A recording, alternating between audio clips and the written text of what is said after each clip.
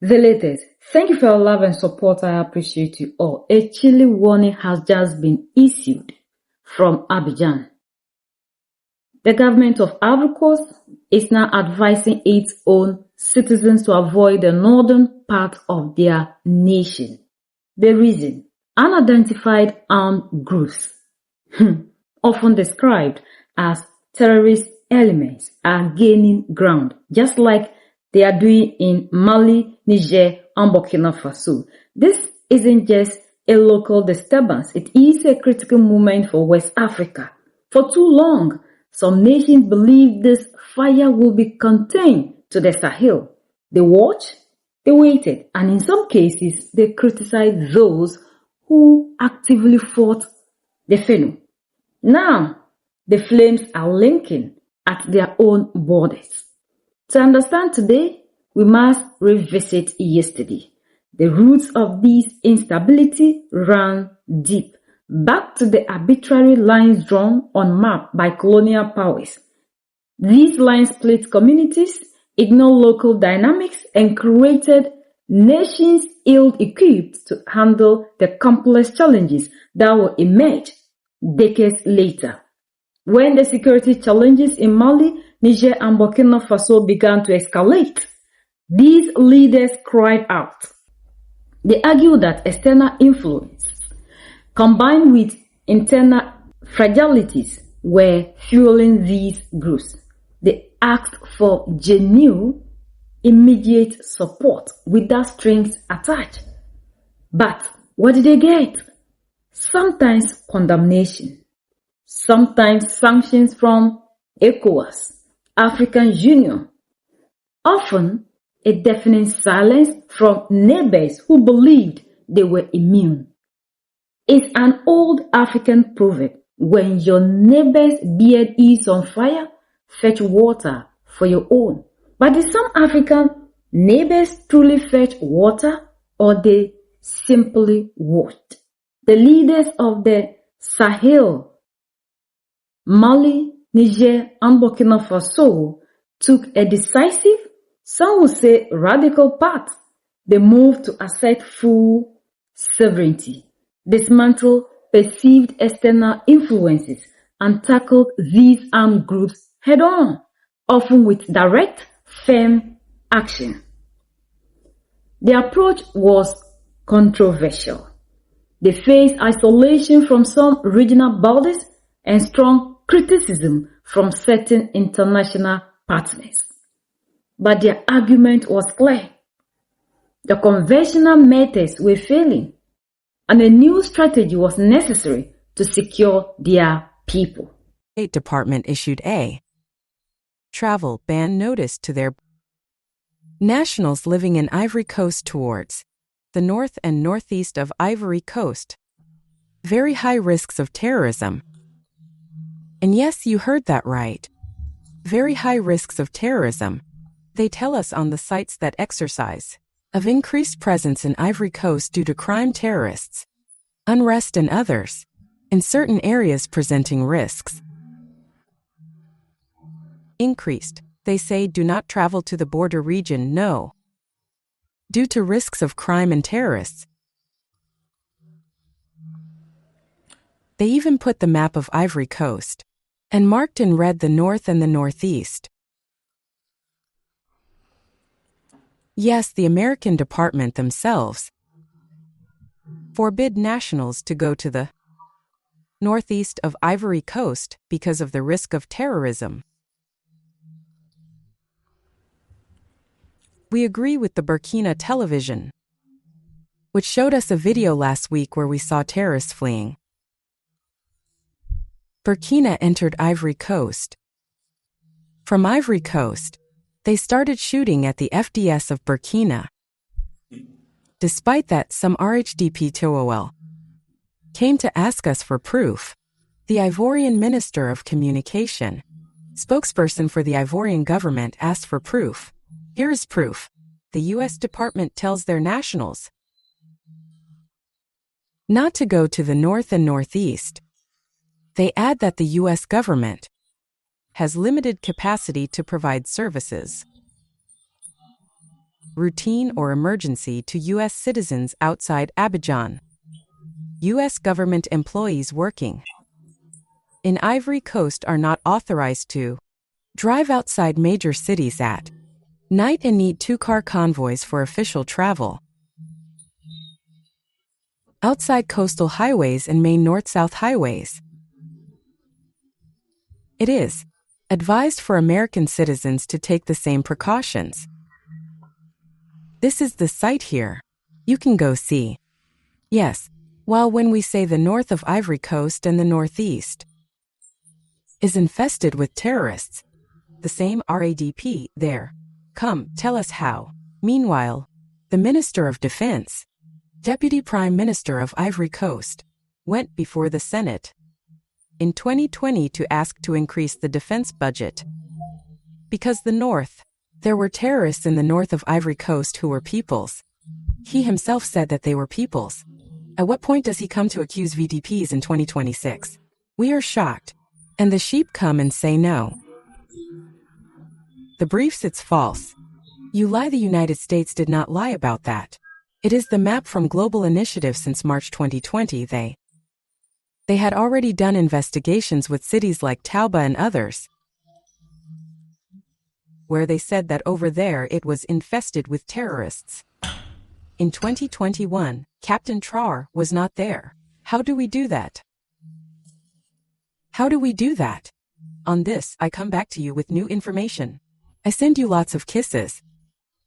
Ivory Coast is in the red zone, yes. According to the American State Report, the north of Ivory Coast belongs to the terrorists. That is, who I nicknamed the New Ivorians. It is their territory. They do what they want. Here are the people who tell us morning, noon. Either that Burkina Faso, Mali, Niger is in the red zone, but the north of Ivory Coast belongs to the terrorists. This is what we call the New Ivorians. Yes, it is a red zone. The Americans call on citizens not to go there. That is to say, the Ivorian state gave this zone to the New Ivorians. That is to say, it is their property. They do what they want. They make children over there. They go to school over there. They get medical care over there. That is to say, the children who are making. It is they who will take control of Ivory Coast tomorrow.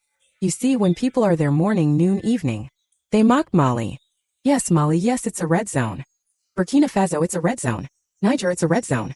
Today, the north of Ivory Coast is the private property of the New Ivorians. It is for them. They do what they want. An Ivorian does not have the right to set foot over there. If the Americans call on the populations not to go to the north of Ivory Coast, that is to say that an Ivorian can go. Over there, he is going to do what over there, that is to say that it is for the New Ivorians. You see, but that we are not going to see. We are not going to see what they say communicators dramatics. What are? They are not going to talk about that, no. They are going to talk about Burkina Faso, or about Mali or Niger, talk about that. The north of Ivory Coast no longer belongs to Ivorians. No, it is the new. It is the property of the New Ivorians. So there, share this video massively. That every person who, as we usually say, they don't want to listen to us. Captain Ibrahim found said that this zone, it belongs to the turnaround over there. That is to say, they are shepherds over there, not to the dramatic room. Yes, so, the family, tell me what you think. Here's the truth. You must let them know. His tour shared commented, yes, they will see the video inevitably. They wondered if these groups were allowed to thrive in one area, they will inevitably seek to expand. They understood that the destabilization of one nation could never truly be isolated. This is the bitter lesson that Ivory Coast and perhaps others are now confronting.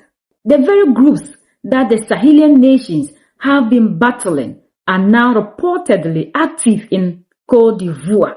This movement isn't accidental. It follows a pattern. These groups exploit weak governance, cross-border ethnic ties, and economic grievances. While Ivory Coast is a dynamic economy and a regional hub, no nation is entirely immune once such threats take root. The security challenges demand a unified African-led response that transcends political disagreements. A single tree does not make a forest. True regional security requires collective strength. A lot of reactions everywhere, because when we're expecting ECOWAS to act against these activities, ECOWAS rather gave sanctions and were ready to fight their brothers for rising to fight against these things. The situation in Ivory Coast serves as a stark reminder. The security challenges facing one part of Africa are ultimately challenges for the entire continent. The AES leaders, through their actions, have signaled a path of assertive self-reliance and regional cooperation. Now, the question is, will other African nations learn from the unfolding event? Will there be a greater willingness to understand and perhaps even support the strategies of those who have been on the front lines? Or will all division continue to hinder the continent's collective security? The fire that started in the Sahel is spreading. It's time for every African nation to decide if they will continue to watch from afar or if they will unite to extinguish the flames, not just in their own backyard, but across the entire continent. What are your thoughts on this unfolding situation? Can African nations truly tackle these challenges if they remain divided? Don't forget to like, subscribe, and share this video to keep the conversation going. Until we ourselves decide to unite and see a problem of a brother to be our problem, this divide and conquer that they are using on us will continue to be something that they will succeed with. It isn't that Mali, Niger, and Burkina Faso are facing these activities because the leaders there are military. Even before they came into office, these things were ongoing. That was the main reason to which these our leaders came into office, because they realized that the politicians, the democratically elected, were doing nothing. And these things were created by these same people that are oppressing the African. So as we are busy fighting the so-called armed groups, they are carrying the resources out. We claim we have peace because we are obedient to these people. So if Africans don't come together to fight against these things, and they continue to be talking in African Union, ECOWAS, SADC, ANC, and the rest, this is what will continue to happen to us. You sit down and you tell us we need African solution to the African problem. And we have Africans who are showing us the way to fight for our total liberation. How can we continue to depend on other people to come and give us security? What is the essence of the security personnel that we have in Africa? So we need to unite as a people. Whether Mali, Niger, and Burkina Faso, these borders were imposed on us by the colonizer. And the more we continue to see ourselves only in the circle that the colonizer drew for us, we will continue to be suffering. From Mali, Niger, and Burkina Faso now is in Ivory Coast. We have some in Chad, some in Nigeria. Very soon, they will take the whole of Africa if we don't unite to fight against these things. We are the only ones that can set ourselves free. United we stand, divided we fall, and united we keep standing forever and ever. The greatest enemy of the African is mental slavery. So let's decolonize ourselves from mental slavery. Let's keep sharing to educate our brothers and sisters. Together we'll make Africa great for ourselves and the next generations that are going to come. So that's the latest around the world in Africa, West Africa, in Ivory Coast.